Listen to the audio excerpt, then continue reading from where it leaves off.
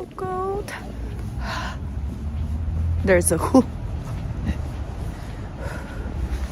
Winter is coming.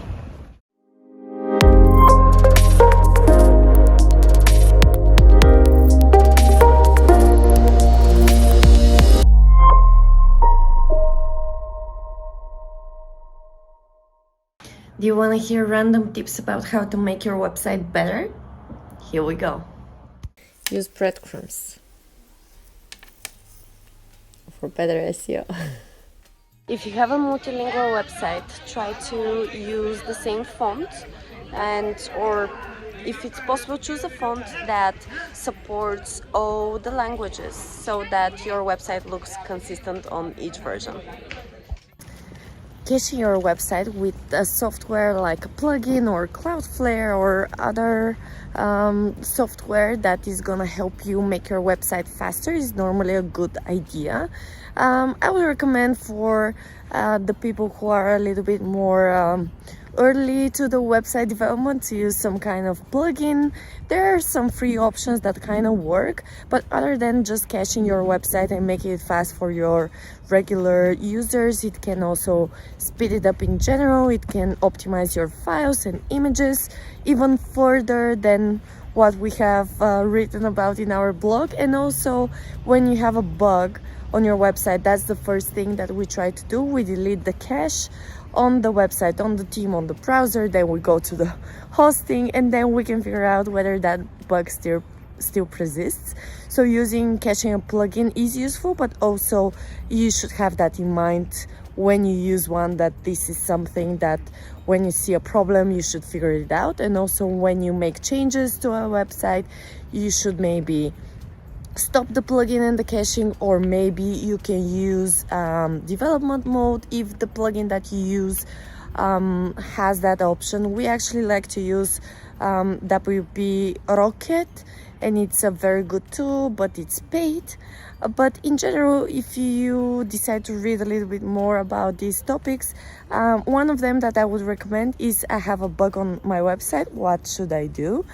This is an article that we have extensive here, and I've linked it down below.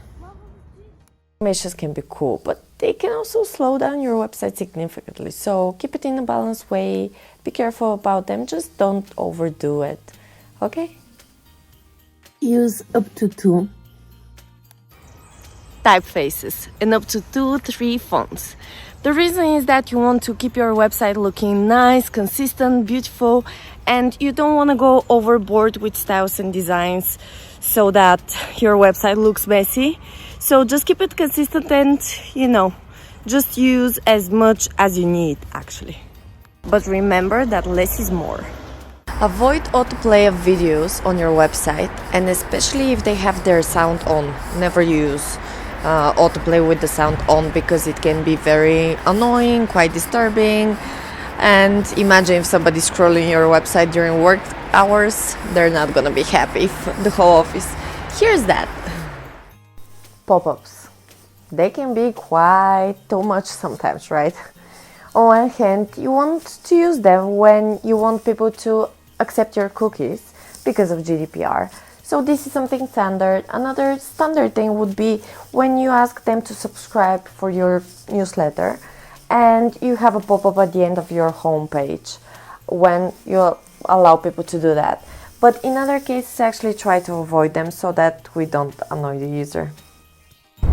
Have cookie and privacy policy. Every website should have it because of the GDPR European law.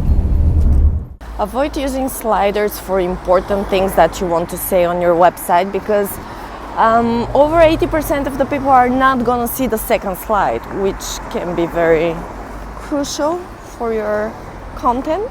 Actually, some statistics suggest that over 98% of the people are not gonna see the second slide, but let's say over 80, which is big enough for you to pick and very, be very careful about where you use your sliders. For example, what I would suggest is use a slider for many things that you have that are similar in content. For example, you have 20 testimonials from clients. That's great for a slider. Or you have a list of like 20 logos of clients that you want to list there. A slider is a appropriate thing. But if you have 3 benefits that are super important for you, you don't want to put them on a slider and that the people are just gonna see the first benefit and most of them are not gonna see the second and the third, because your 3 top benefits for your business are super important, right? So yeah, avoid sliders and be very mindful about how to use them if you decide to. Optimizing your images for web is a very important task. On one hand, you should be mindful about the file size because that's very important for your website speed. On the other hand, you can also be mindful about the pixels and the sizes of images that you need, depending on where you're going to place them on a website. Because, for example, if there's an image that you're going to place on 1/3 of your website, you don't have to use 2000 pixels for that, right? So be mindful about that. Also about the file size, a good target would be to try to lower them to 200 kilobytes. We actually have a very detailed article about optimizing your images for web, so check it out in the description down below.